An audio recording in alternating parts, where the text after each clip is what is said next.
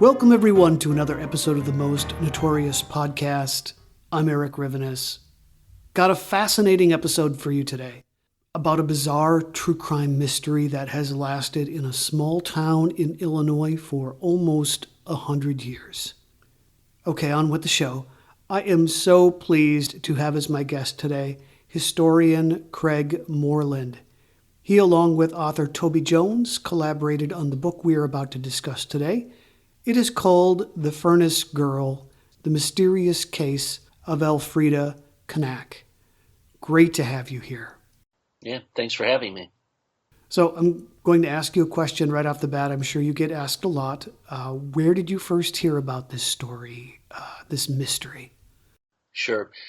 So if you grow up in Salem, Massachusetts, you probably hear about the Salem witch trials. And when you grow up in Lake Bluff, Illinois, you hear about Elfreida Knaak. This story was told to us and actually taught to us in our 8th grade history class by our 8th grade history teacher, Kathy O'Hara.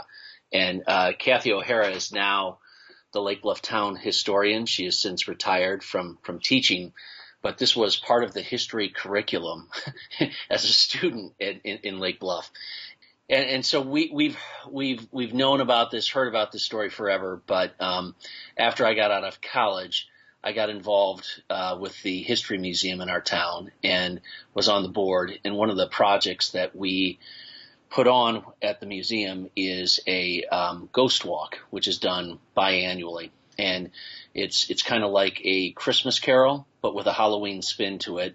It involves typically 80 to 90 local actors who act out scenes from our town's history, and a ghoul guides them to various locations in town for this. So, of course, the highlight of the ghost walk is always the Elfrieda Knaak scene, and that was always a scene that I wrote and produced for the show. So I always had a keen interest for this particular story as a youth, but then that continued on as an adult with my work with the History Museum as well. So, like you just mentioned, these events took place in Lake Bluff in 1928. Can you explain to my listeners where Lake Bluff is exactly and what kind of town was it back then?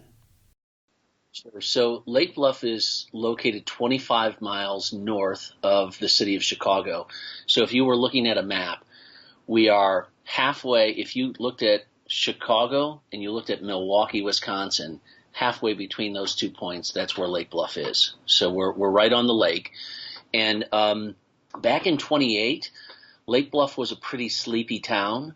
There were probably only about 500 residents that lived here at that time. Now there's close to 6,000. So it was a pretty sleepy little village, and the town really started as a resort area back in the late 1800s. Many of the folks who worked in the city of Chicago traveled north for the summertime to their vacation homes, and so really Lake Bluff had many small little cottages that people came to for the summer and then became their full-time residence. This was not a town used to foul play, was it?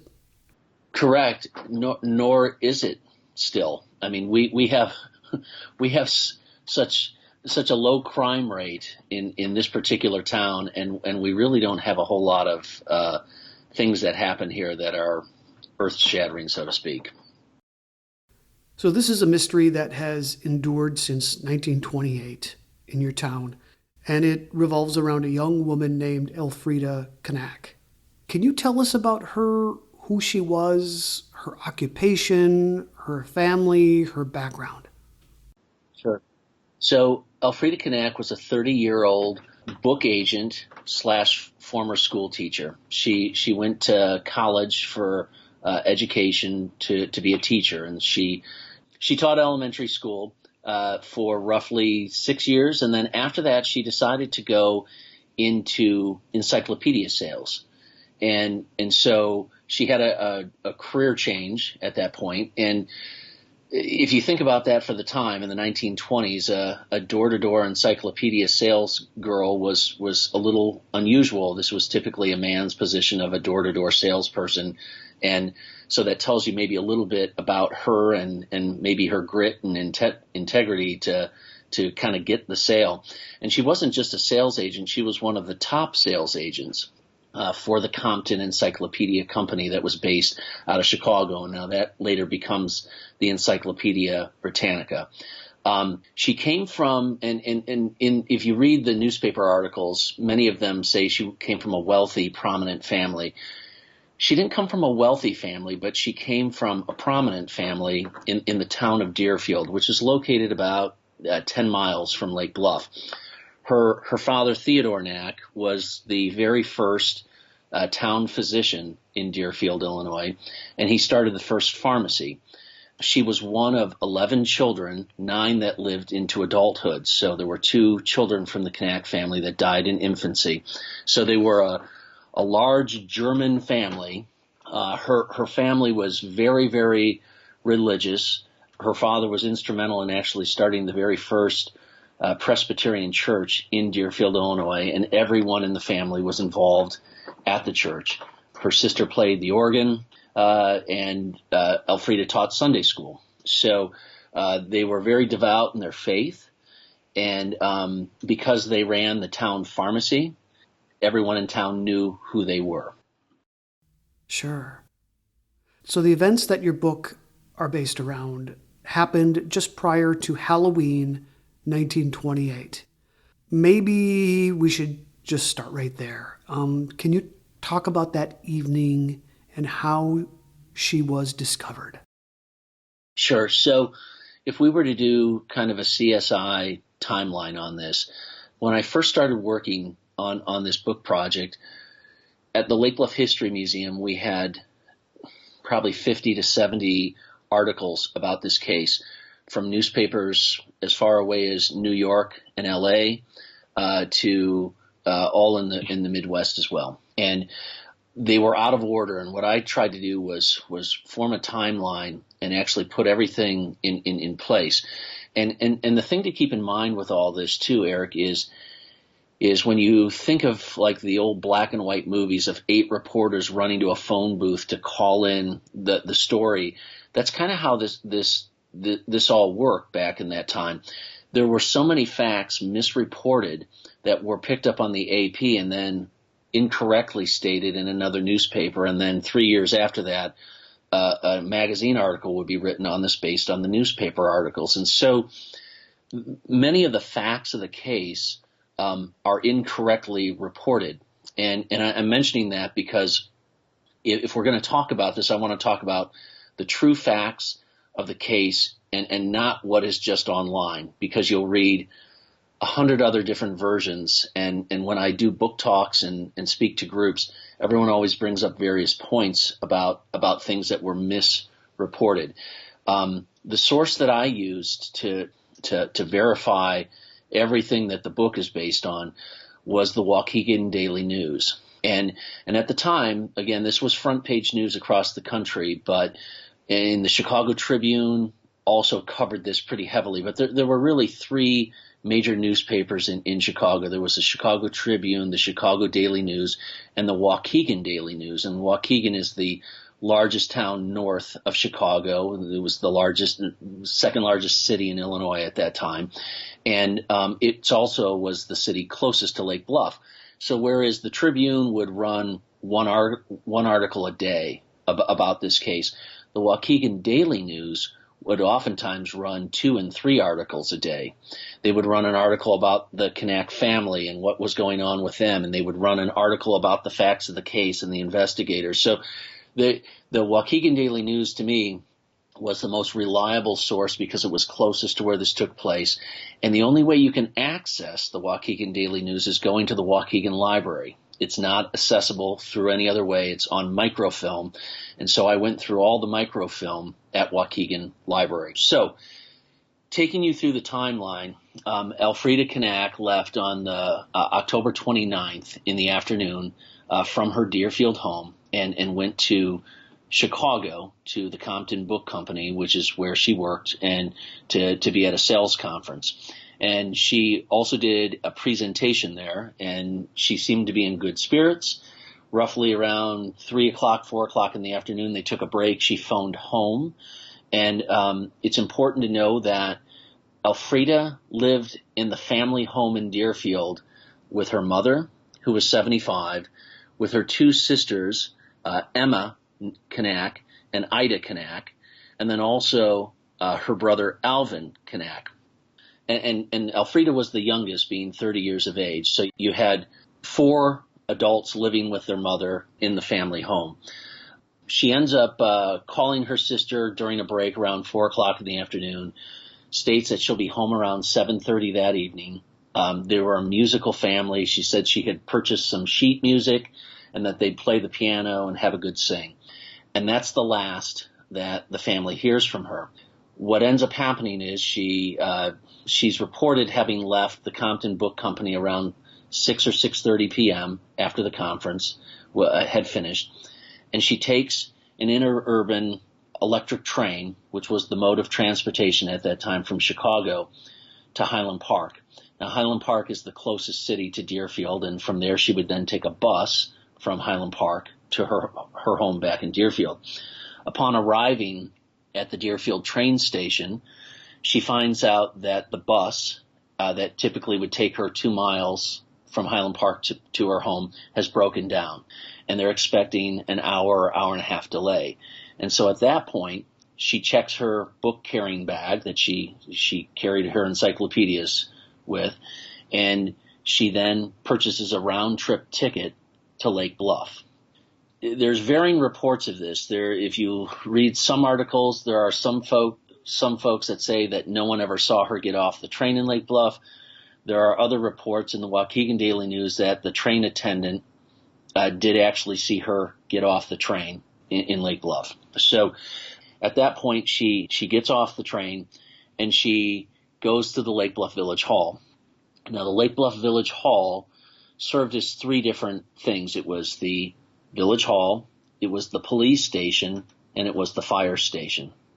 At 7:30 the next morning, when the chief of police, Barney Rosenhagen, and the town kind of ground supervisor, he was a municipal workman, arrive at the Village Hall, they open the door and they realize that the building feels very cold. And so at that point, the chief of police orders Chris Lewis, the maintenance man, down to the basement to, obviously they felt that the furnace had gone out in the basement. And it's there where Chris Lewis discovers Elfreida Knaak naked and burned, leaning up against the furnace. So that is how she's found, and that's how this story starts off. Now, upon discovering her, he races back upstairs to tell Barney Rosenhagen that he thinks he's seen a ghost because, it's dark and dimly lit down there. And they race down to realize that it's actually Elfreida Knaak, who is naked and burned, with burns over really about 30% of her body. Most of her burns were with her hands and feet and head. So at that point, they put a blanket around her and they call the Wenban ambulance service, who then transport her to what was Lake Forest Hospital, or the Alice Home, where she lives for 3 days until November 2nd. And during that time period that she is alive, she tells varying stories of how she got there and how this happened to her. What else was found at the crime scene? Were the on-duty police officers competent in their initial investigation? So the only thing that was left was, next to the furnace where she was burned, was her watch, a pair of shoes, a small bag with small belongings that had a round-trip ticket from Lake Bluff to Highland Park. And as far as any evidence goes, all the evidence was thrown out because everything that had been burned in the furnace, being her garments that she wore, they found small metal clasps and things that they could tell were undergarment related material, but everything was thrown out accidentally because Lake Bluff was not a trained police force. Barney Rosenhagen, who was the chief of police, not only served in that role, but he was also the chief of the fire department, and he was also the village grounds man. So, he had been hired back in the late 1800s to fulfill, three positions for the village, and at that time you wore multiple hats, right? So with that, no, Barney Rosenhagen, the chief of police, was not used to dealing with anything involving crimes, and neither was the assistant police person, which was Eugene Spade, who eventually goes on to become our chief of police after this story ends. But Eugene Spade, even, who was the police deputy, had no formal police training. I found in researching him through Ancestry, he had a 5th grade education and served in World War I in the Navy. So beyond that, that was the only schooling and training that he had. So we have a police chief who is not trained in investigating crime scenes. What was the department's first impulse? Was it to contain the story? Did the papers get their hands on it pretty quickly? Well, the very first thing that they thought is what you would probably think, and that is that it was a homicide. If a woman nowadays was found naked and burned in the basement of a public building, especially the police department building, you would think that it was a homicide, that someone else was involved in this. So their first instinct to this was, oh my gosh, this woman's been beaten and drugged here to die in the basement. Who placed her here? So, that was the gut initial reaction to this. But they don't reach out to the Waukegan sheriff until roughly 11:30 that same morning, which I'm sure we'll get to this. The main suspect in the case becomes a character, Charles Hitchcock. But what a lot of people don't realize is really the person who was more of a suspect in this case than Charles Hitchcock was Barney Rosenhagen, the chief police. Primarily because people suspected that evidence was covered up and that he was the last person to lock up the building that night, and he was the first to enter it. So this all happened under his watch. And then the fact that time passed from the time they entered the building from 7 in the morning until 11:30 that morning to reach out to the sheriff threw further suspicion on Barney Rosenhagen as being the person involved in this woman's beating or potential death. So the papers don't pick up on this right away. I mean, it's newspaper headlines the next day, but keep in mind that it was the newspapers at that time. There was no TV, so with that, it was in the newspapers the next day that they suspected that a woman had been beaten and drugged to the village hall / police station to die, which became a sensational story unto itself. But by the next day, when they start interviewing her at the hospital, that's at the time that she starts saying that she had done this to herself, that this was a way in which she was trying to cleanse herself through what was called the refiner's fire for her sins. Now, keep in mind, this was a very religious family, and back in the 1920s, you also have to realize that there was kind of a movement going on at that time that if folks felt they had sinned, they would try to burn themselves to cleanse themselves in God's eyes, and that was known as the refiner's fire. So that's what the story then changes to, is it goes from a woman that was drugged to the village hall and beaten and burned to a suicide attempt by a woman for a spiritual rite or passage. You said that as she manages to hang on over a few days, her story changed. What were some of the different versions of her story of what had happened to her? Well, the first thing that she said, and what threw Charles Hitchcock into this, was while she was being transported from the village hall to the hospital, she kept saying, "Hitch, oh Hitch, Hitch, which we can get to later. So there was kind of a hint to that. But she initially sticks when her family rushes to the hospital by that afternoon. She really pretty much in telling the doctors, the nurses, her family members, she sticks pretty much to her story that she had done this to herself, and that her story doesn't start changing until the following couple days, where she then says, "Why did they do this to me?" to "Frank threw me down," to that was kind of enough unto itself that other folks started thinking that there were others involved. But what made it more difficult, though, was then there were people actually reaching out to the police and making false confessions saying they were involved. There was a limousine or chauffeur driver from the neighboring town of Lake Bluff, Lake Forest, who said that he had beaten Miss Knaak and drug her there and then fled.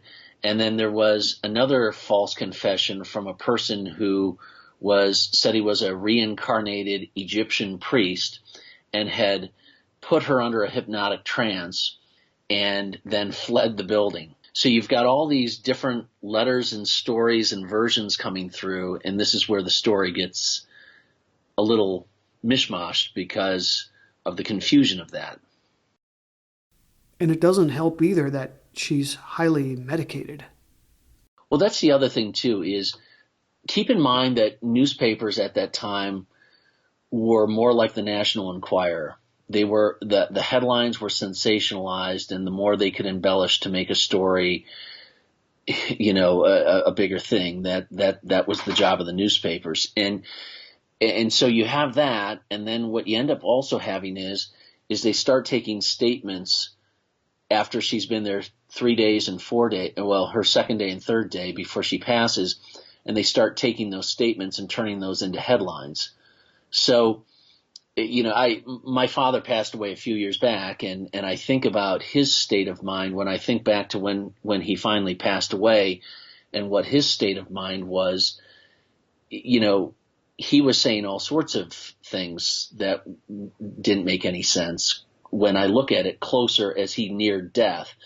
And that's really what you had happening with Elfreida Knaak, was she was making all sorts of statements, as you said, medicated on morphine.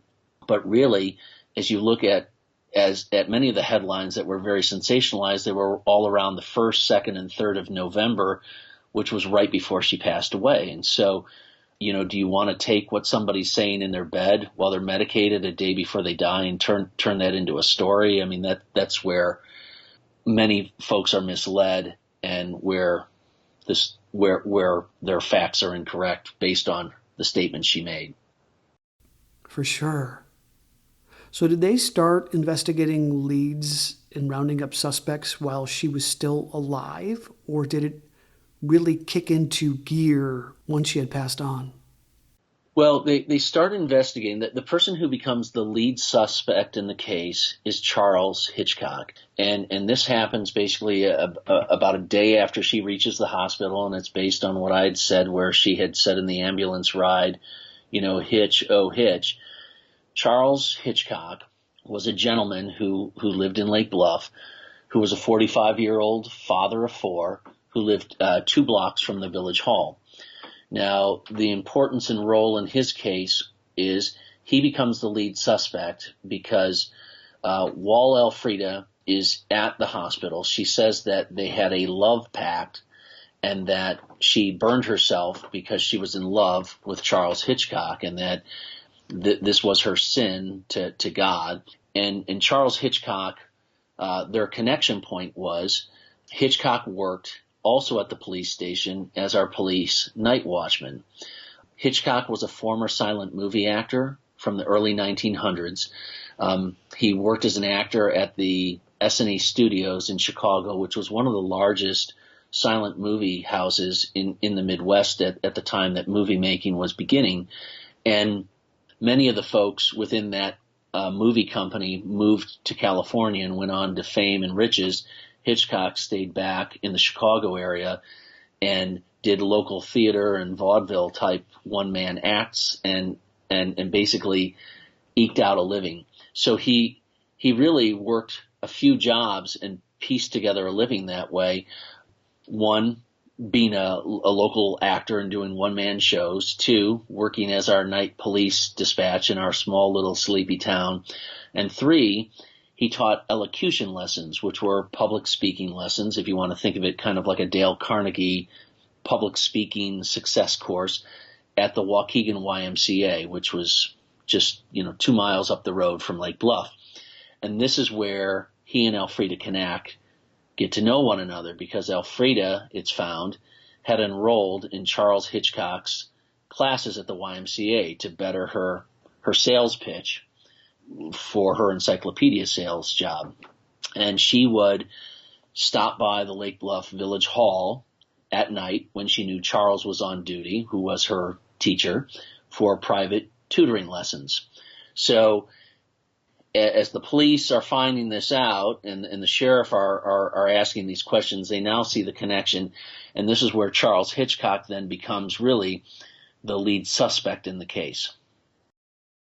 Do you think he used his quasi-movie stardom to seduce women?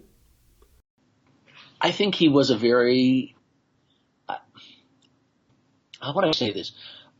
I think he was a very slimy character. I think he was like a lot of folks who are into acting and performing, that they liked the attention that's given with that. And the fact that he was a teacher and that he had a woman that was 15 years younger than he was, single, interested in him, probably was something of a big deal to him. And do I think that they were romantically involved? I do.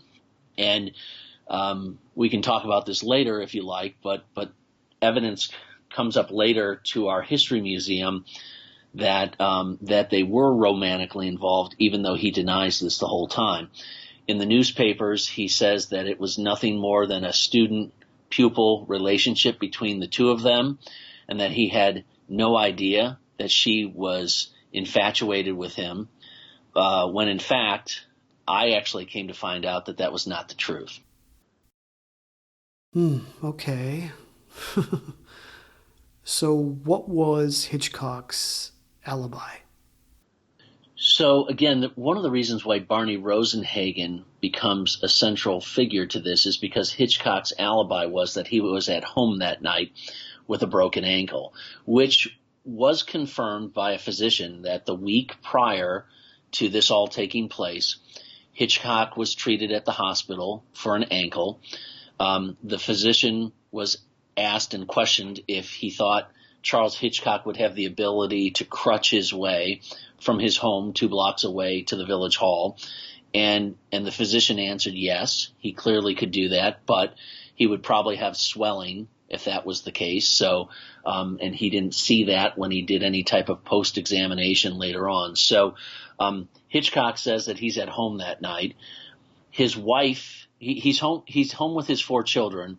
His wife, though, states that he's also at home, but she is gone most of the evening because she worked as a bookkeeper and she did the books for a music store in Highland Park, ironically, where Elfreda had been at the train station. And Mrs. Hitchcock worked in the evenings, usually from 8 until 11, doing the books for this one bookstore, or music store. So she was not home. One of Hitchcock's friends, Oscar Clower, stops by and states that he had been there that evening until about 10:30 p.m. and had had a drink with Hitchcock. So Hitchcock does have an alibi. He's got a broken ankle. He has a friend that verifies that he was at home up until 10:30 at night, but his wife doesn't get home until after midnight. So there is an hour-and-a-half window from 10:30 till midnight where his whereabouts are not necessarily accounted for. Can you talk about the book that was found amongst her belongings and how it tied into the case? Sure. So After Elfrieda passes away, her family members are cleaning out her room, as most folks might do when someone passes away. And within her room, they find several things. They actually find a diary. They find letters that she had a writing relationship with another person, this B. Locke, whose name was Luella Rowe. There is a calendar that talks about when she had gone to see Hitchcock for lessons. And in addition to that, they also find next to her bedstand a book called Christ in You. And there is the 9th lesson, which is called The Refiner's Fire. And this is, of course, underlined, where it talks about the only way to truly know God is through the refiner's fire and through pain. And so this, of course, then connects to the pain and the burning in the furnace. This is part of what leads some people to believe that she committed suicide. Well, not intentional suicide, right?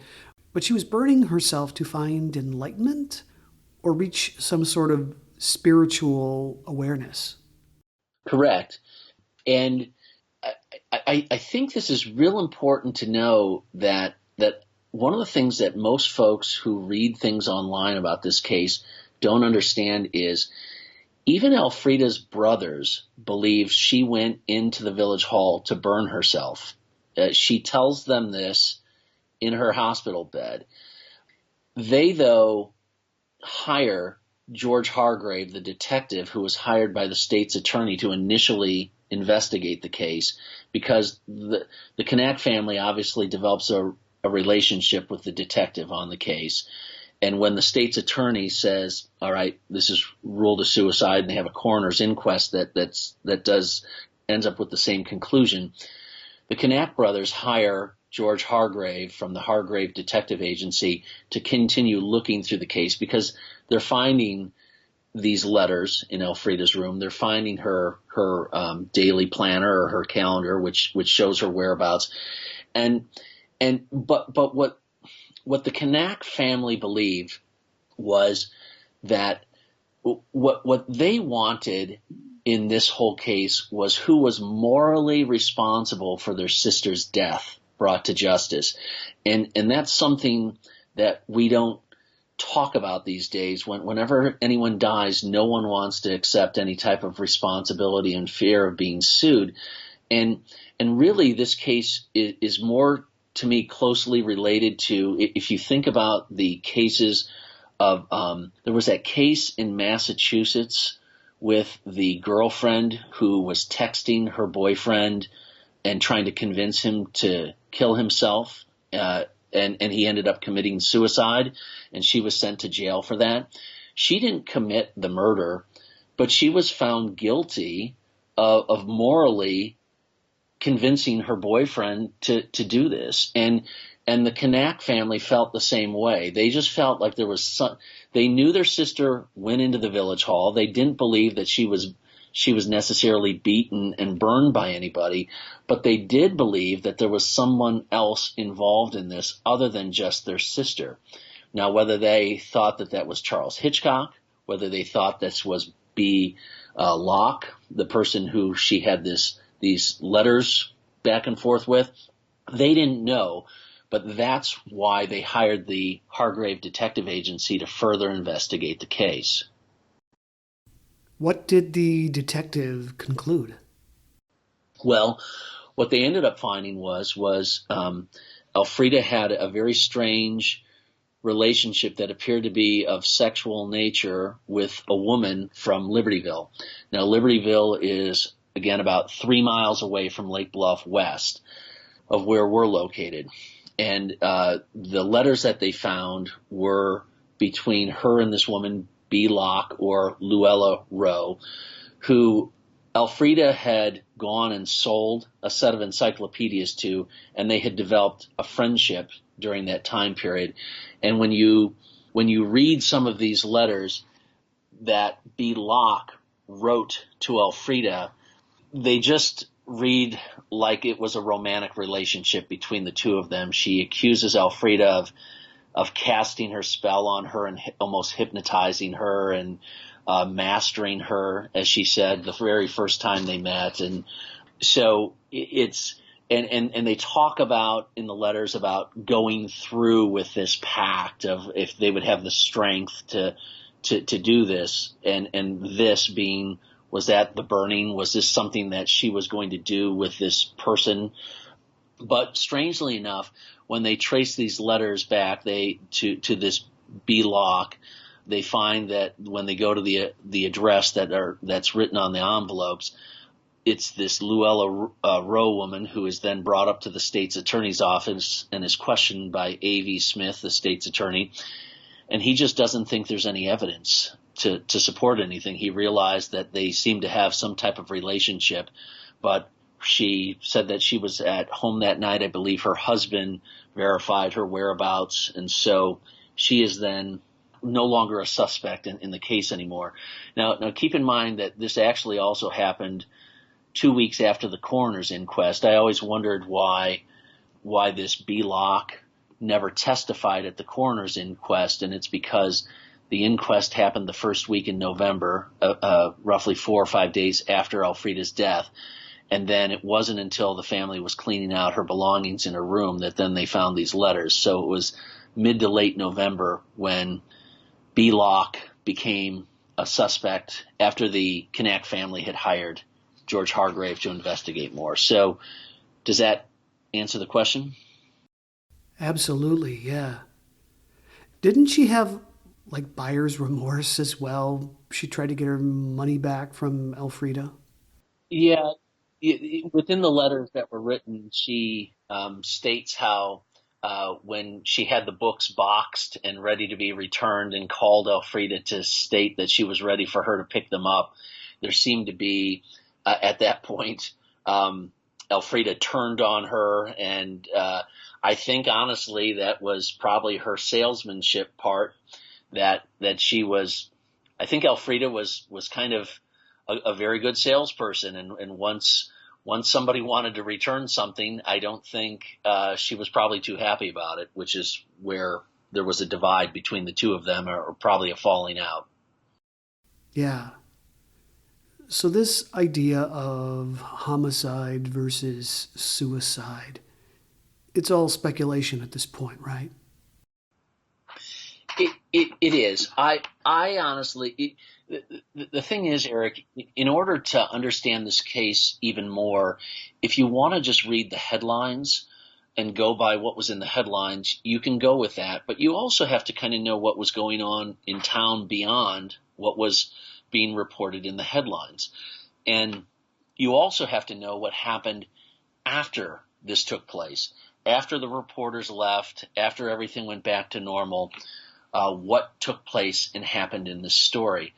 And there's a interesting article in Detectives Magazine that was written about 3 years after this, where Hargrave is interviewed, and also Hargrave's father, who Edward Hargrave, who started the detective agency.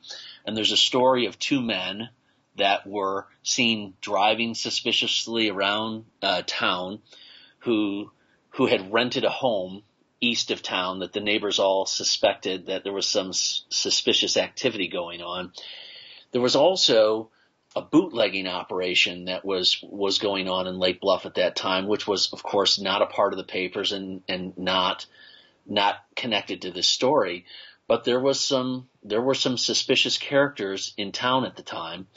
And so beyond that, those things, you also then have Elfreida's best friend, Marie Mueller, who we don't suspect as being anyone other than her best friend, who testifies at Elfreida's coroner's inquest that when she was asked if she thought her friend would have the mental strength to be able to do this to herself, her friend says yes. She was very devout in her faith, and she could very easily see herself doing this.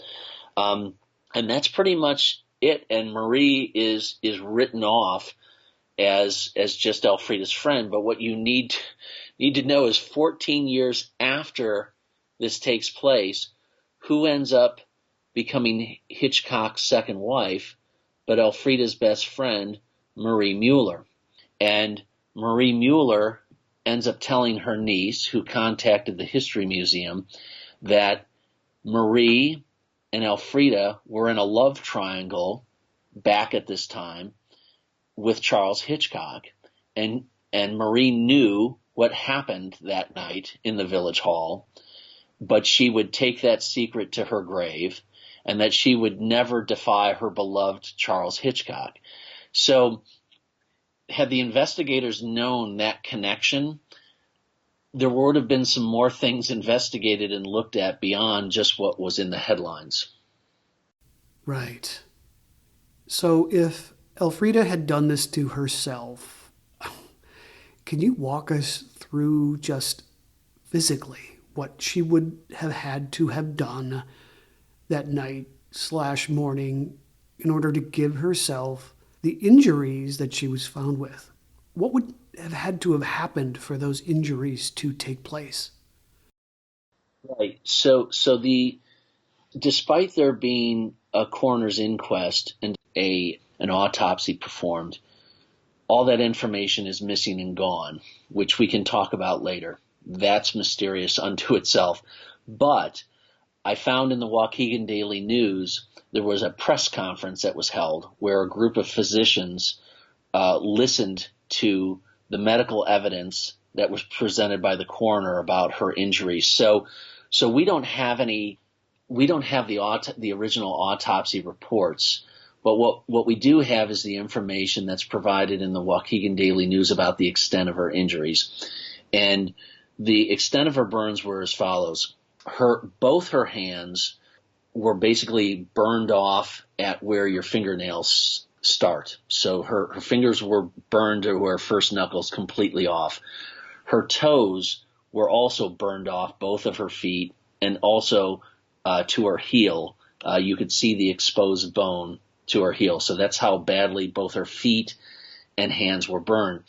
So in order to do this, and what she said she did, and this is what she confessed to in her hospital bed, was she said that she burned the back of her head first by putting her head into the furnace door opening, and then turned around and burned her right foot, and then she burned her left foot, and then put her hands in one at a time and burned her hands. So the medical physician said that it would be, to the extent of her burns, it would be basically impossible for a person to do this to themselves without the assistance of someone else, or without potentially being hypnotized or heavily medicated somehow.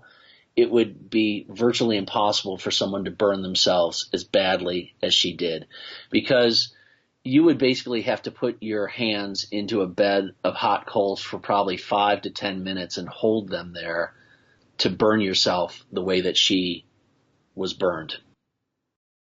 I mean, it seems almost ritualistic, don't you think?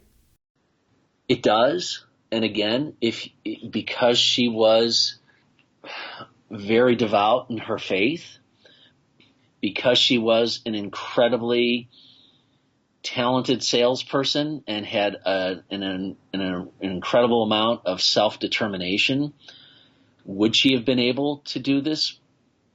I would say no. I would say even the person of strongest of faiths wouldn't be able to do this unless they were somehow hypnotized or had some assistance with someone else. Now, also keep in mind this too. When people are talking about the furnace, here's what I discovered that I didn't know about when I started on the book project. There were 2 furnaces in the basement of the Lake Bluff Village Hall, which I always thought there was only one, but there were 2. There was a main furnace that heated the whole building, and the furnace that she was burned in was a furnace, but it's really what it was called was it was a gravity-fed water boiler, and the purpose of it was to supply hot water through the building. So it was a water heater in essence. And when you look at historic pictures of this, you'll see that it looks like a giant tire that sits on on a furnace on the top, and that was the tank. That's where the hot water was stored, and that would circulate throughout the building, come down. It was gravity fed. Gravity would bring the water down. It would heat, and then the water pressure would be heated and recirculate up. So she wasn't technically burned in the furnace. She was really burned in the gravity-fed water boiler furnace, which was a much smaller unit, which had a small door opening to it, similar to like a potbelly stove. But this was really about only 4 feet tall in height. So in order to do this, she would have the ability to stick her head in through the door. The measurement of the door was 9 3/4 by 12 3/4. And I actually built in a CSI way an exact scale replica model of the furnace. And you can put your head in there, and you can put your hands in there, and you can put your feet in there, but you would have to hold on to something from above and then burn your feet, and then stand on that foot that you had just burned, and then put your other foot in and burn it. You couldn't burn them both at the same time. So that's also where the physician said there's no way a person would be able to stand on one foot they had burned. Now, I actually spoke with physicians about this, and also burn unit physicians. And here's what they explained to me about burns. They said, Kraig, what you have to understand is what she had were 3rd-degree burns. And if you can get through the initial, like when we put cookies in an oven and we touch something that's hot and we get a blister, that's a 1st-degree burn, and that hurts for like 3 to 5 days. When you have a 3rd-degree burn, if you are burned so badly that you have like a foot or a hand that sat in a fire for a minute or two, if you can get through that initial pain, you literally burn the nerve endings off at that point. So you don't feel any pain. And that's what she was saying in the hospital even before she died, was she was feeling no pain. And that's because, according to physicians that I spoke to, that they're correct. She literally burned, if she burned herself or was assisted with this, she burned herself so badly that she burned the nerve endings. So she would not feel the pain that a person would if they had just burned themselves touching something that was hot. So was she possibly medicated in some way if she went through with this? The only thing that I thought about is really 2 things. 1, if she had the self-determination to do this. 2, if she had somebody to help or assist her with this. And 3, keep in mind her family owned a pharmacy in 1920. And back in 1920, cocaine was in Coca-Cola. It was in toothpaste.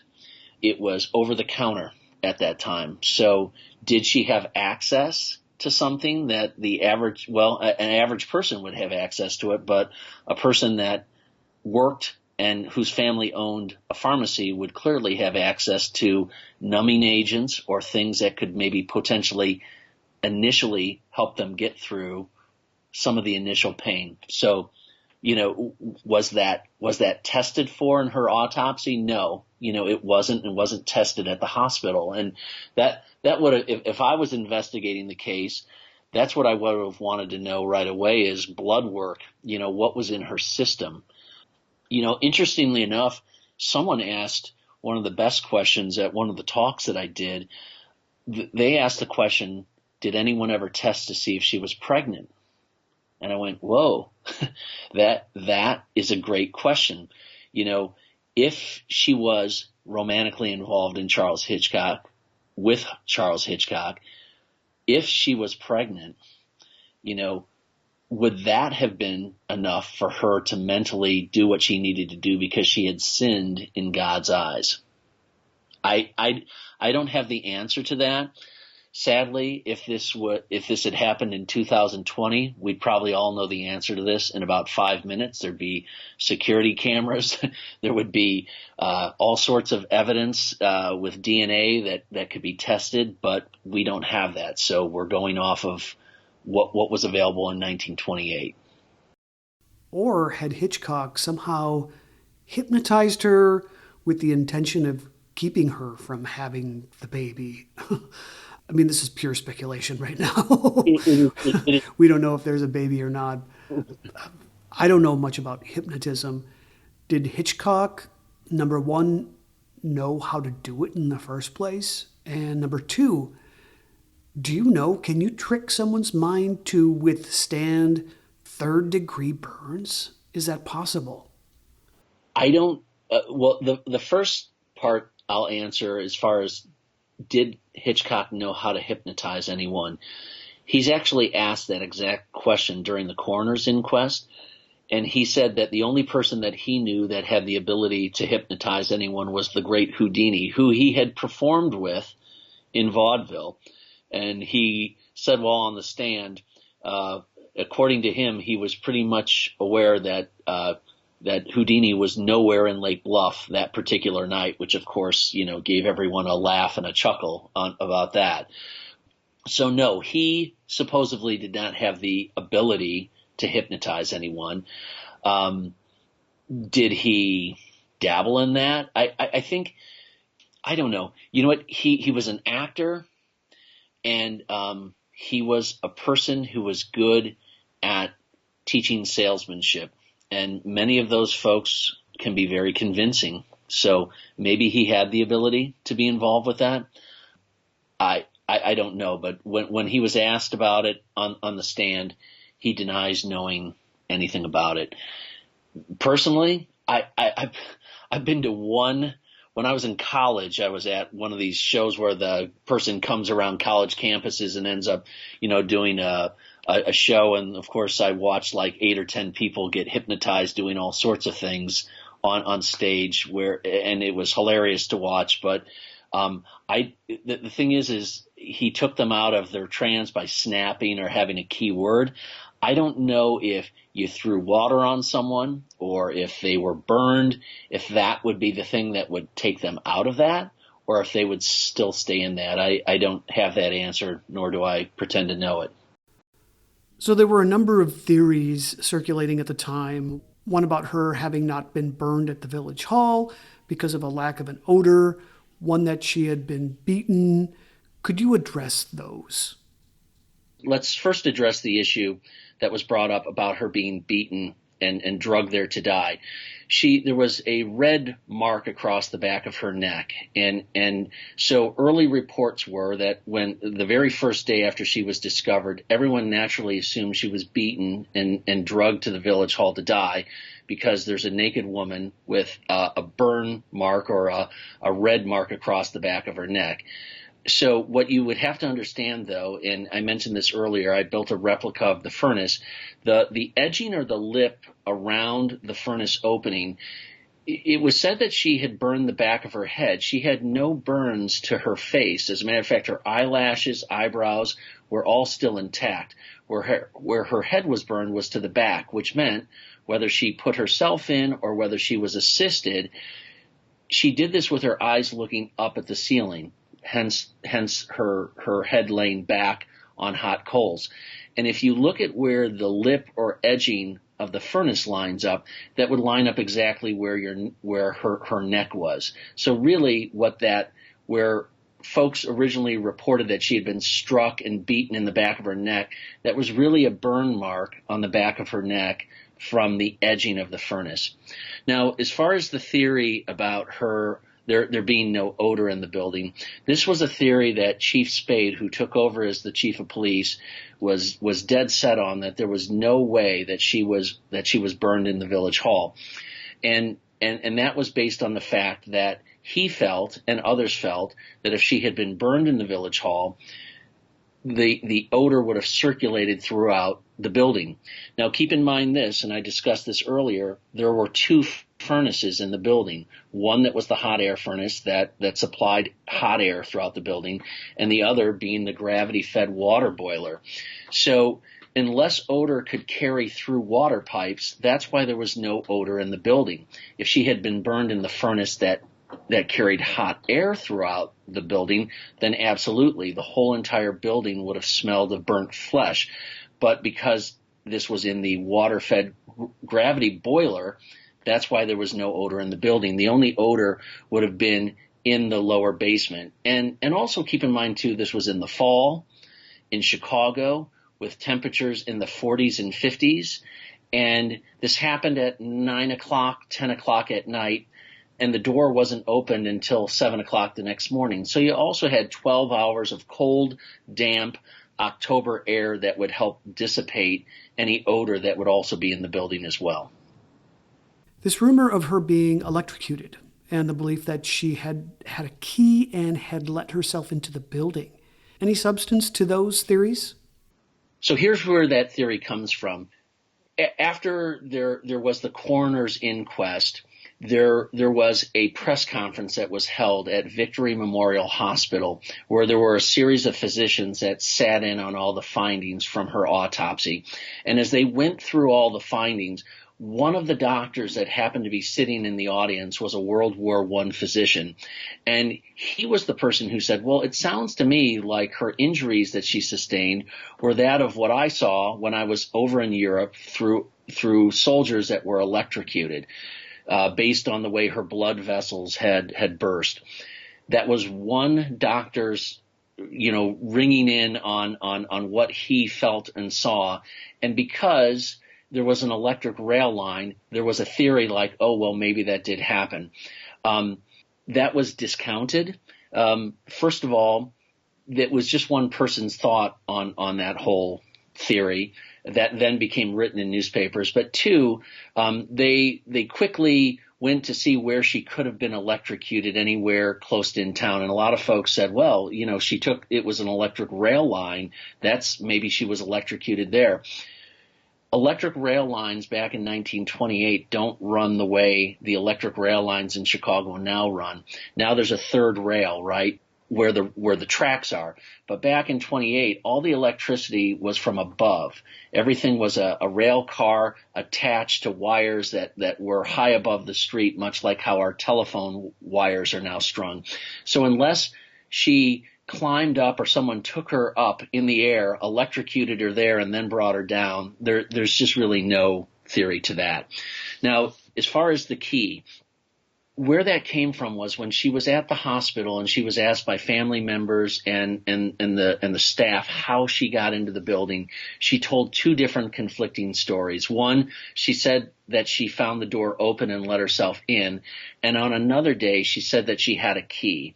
And really, her saying that she had a key was really the reason why Charles Hitchcock was eventually fired and asked for his letter of resignation from the village board, was because there was suspicion that she may have had a key to the village hall building that a ordinary person should not have had. Now, they never found this key. The key never surfaced in her home. The family searched her belongings, her desk, in her home where some of the letters and things were found. No key existed within her home, and there was never a key actually found anywhere on the grounds of the village hall. So really that was a conflicting story, and there were reports. There were actually even an interesting thing. There was a reporter from the Chicago Tribune who had stated like 10 years after the fact that he had climbed into her bedroom at her home in Deerfield and had found the key in her bedroom, and that he had the evidence. And I'm going, okay, yeah, this really happened. One, that's not in any newspapers that this guy found the key. There's no report of any reporter ever finding a key. But on top of that, keep in mind, like, would an ordinary reporter be able to get into like O.J. Simpson's house during the Nicole Brown situation? The place was guarded, and that was the same way this was at the same time that this was all going on. This was front page headlines everywhere, and you're talking a family home in Deerfield that had 6 people living in it at a time. So there was no reporter that broke into any house, and there was no key ever found. So I want to go back to the police chief and the documents that have gone missing. Can you talk more about that? Well, first of all, Barney Rosenhagen was the police chief at the time that this took place. And this took place in October, and by January, Barney is dead. This case, he was 70 years old at the time. He was close to retirement. And due to the stress that he was feeling over this case, he ends up having heart failure and dies.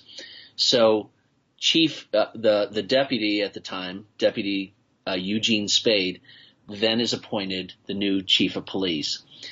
And he was involved in the case as the deputy, and he always suspects that Charles Hitchcock is the guy.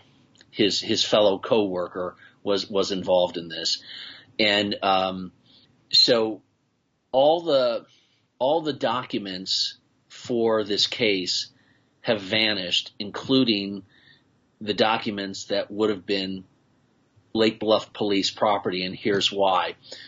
Back in the day, if you were the chief police, anything that happened in the town and anything that you investigated was considered your own personal case files.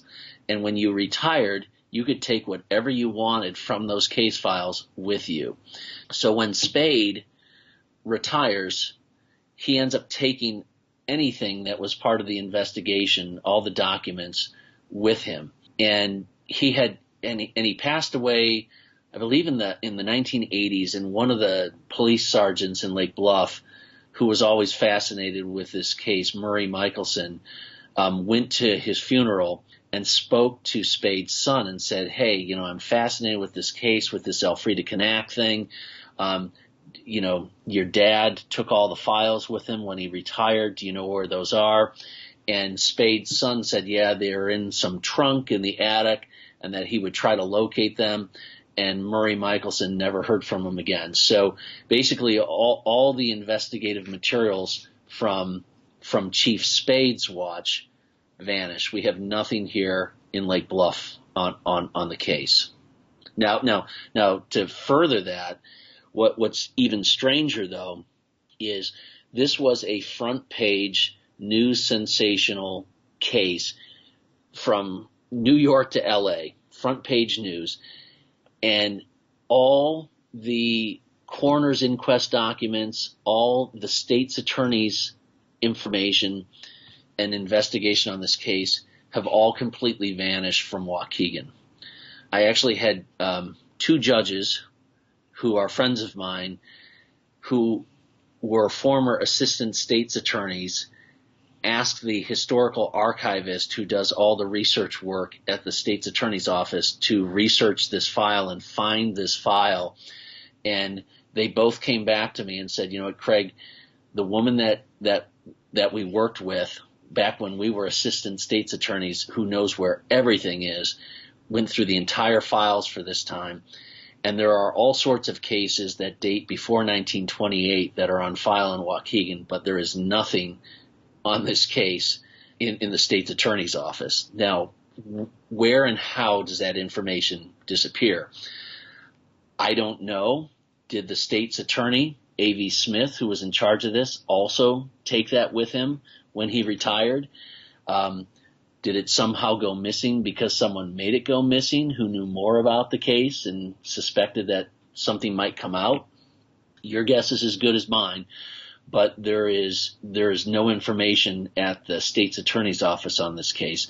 But you would also think, though, that there would be something with the coroner, with records in the case, and sadly, all of those records have also disappeared. We know that there was an autopsy performed because all the Waukegan Daily News lists all the findings of the autopsy.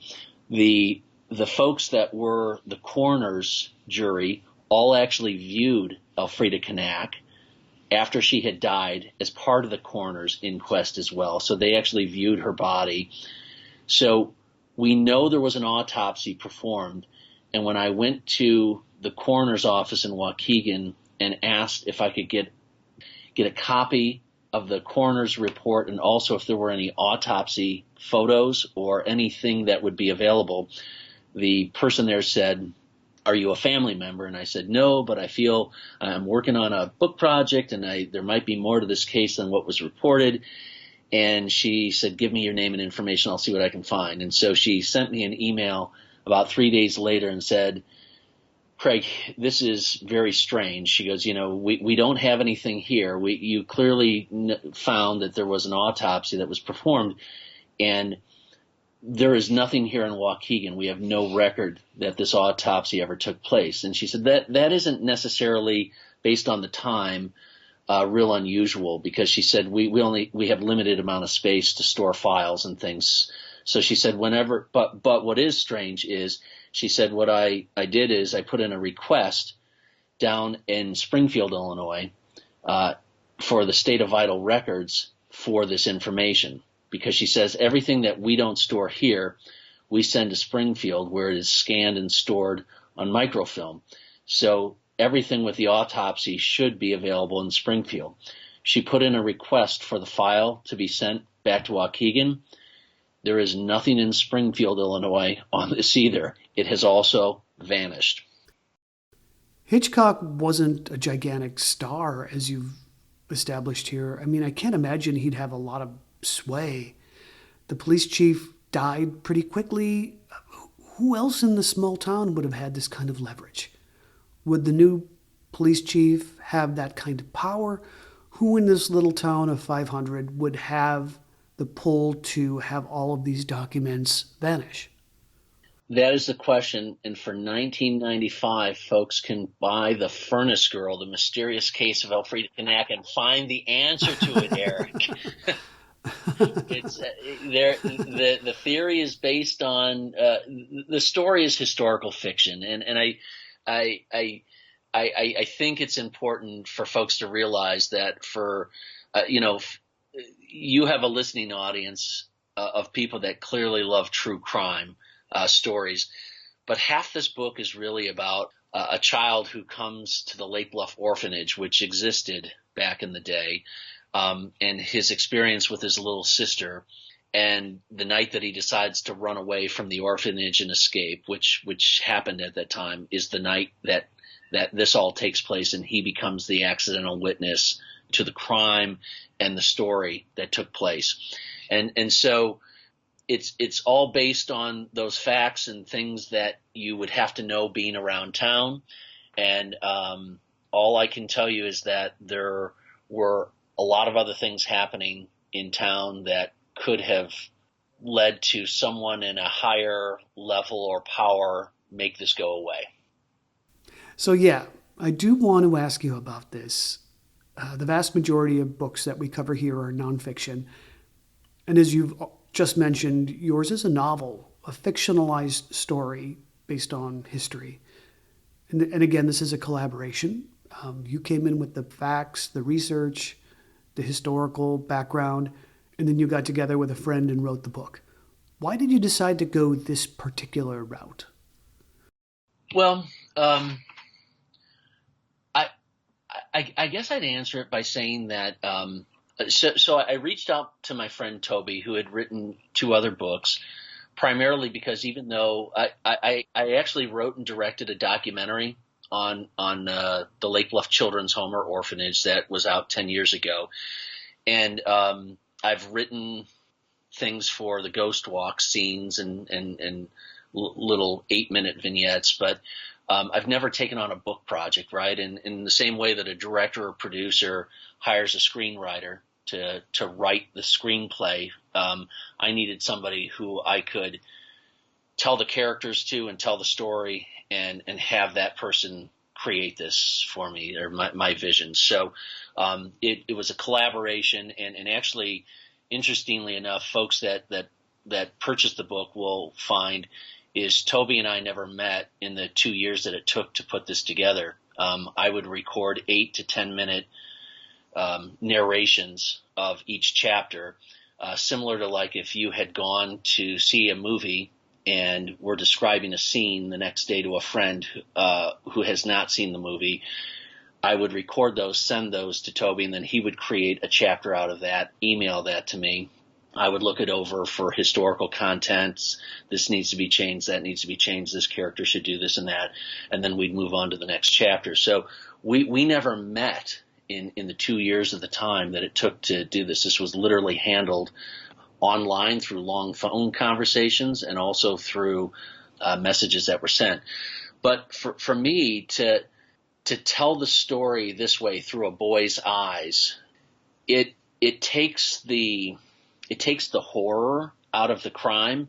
I've had many book clubs that I've spoken to say, I was expecting this really horrific book, and really what I found was this really beautiful coming of age story about a boy and his little sister at the orphanage and how he experienced this horrific event that took place in the town. So it was just a different way of telling the story, in the same way that James Cameron told the story of the Titanic.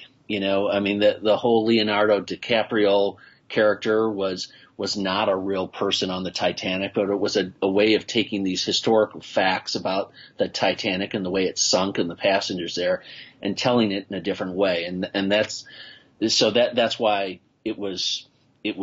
I chose that way to tell the story.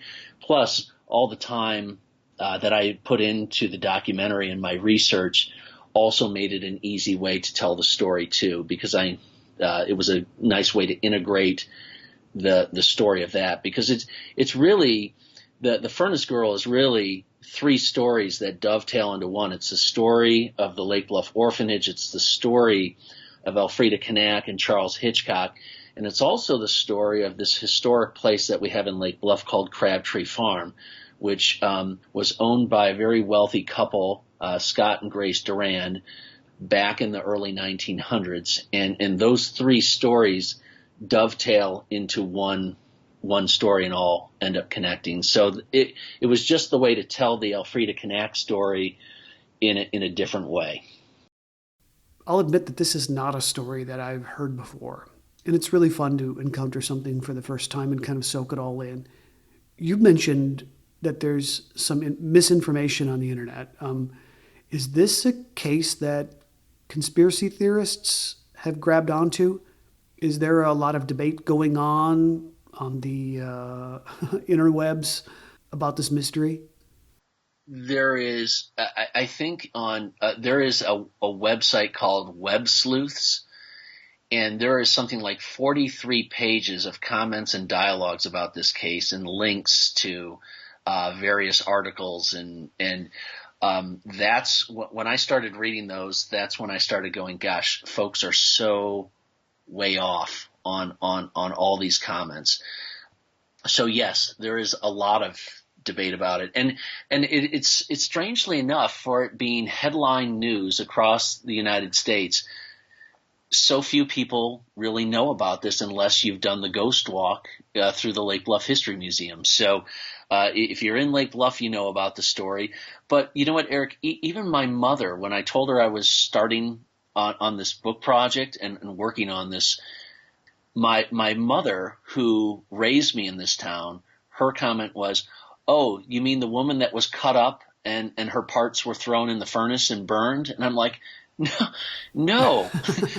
See, this is how rumors get started. She was never cut up. She was never thrown in the furnace, but that's how the internet tends to work. And that's why I had said even earlier that the biggest misconception with this is the Knaak family never doubted that she went to the Lake Bluff Village Hall. They never doubted that. They just felt that someone coerced her or was in partnership with her or was morally responsible for her death. And that's what they wanted justice in, not that they felt that she was necessarily taken to the village hall by someone and beaten and tortured. So tell us how we can find you, how we can buy your book, contact you, fill us in. Sure. So the best way of finding out the most about the book is actually by going to the website. If you go to thefurnacegirl.com, there's all sorts of information. There's a Q&A with questions for me as one of the co-authors. There's a Q&A for Toby as the writer. There are photos from the book launch, which took place at historic Crabtree Farm, which is part of the story. And there's also links to where you can purchase the book, which are local bookstores throughout the Chicagoland area. And then if you're not in Chicago, you can find it on Amazon if you just do a search for The Furnace Girl. Perfect. Well, this has been great. Thank you so much for your time. You know what? Thanks for having me. It's always fun to talk to folks about this. And, it was one of the unknown things in working on this project that I didn't realize I would have so much fun with was meeting with book clubs and talking to groups, and everyone's got their own theory on what they feel happened with this. And it's fun to, I literally go to book clubs and we'll spend 2 and 3 hours answering and taking questions on the facts about the case. And oftentimes even about the orphanage, which is the other component to this story. So I enjoy it. I'm a history nut, and I'm really a film guy. I mean, truthfully, Eric, whereas most folks write a book because that's the end all project. For me, this is really the starting point. I'm really a film guy, and my goal when I reached out to Toby to write this for me, it was really based on the fact that I said, I really have an idea for something that I think would make an incredibly great TV series, an 8-part AMC or an HBO historic type miniseries similar to Boardwalk Empire for folks that like historic fiction. And I have a story about this case that I want to tell you about. Would you be willing to write this for me? And I talked to him for an hour and a half, and after telling him the story, he's like, dude, you want me to write that? I'm like, yeah.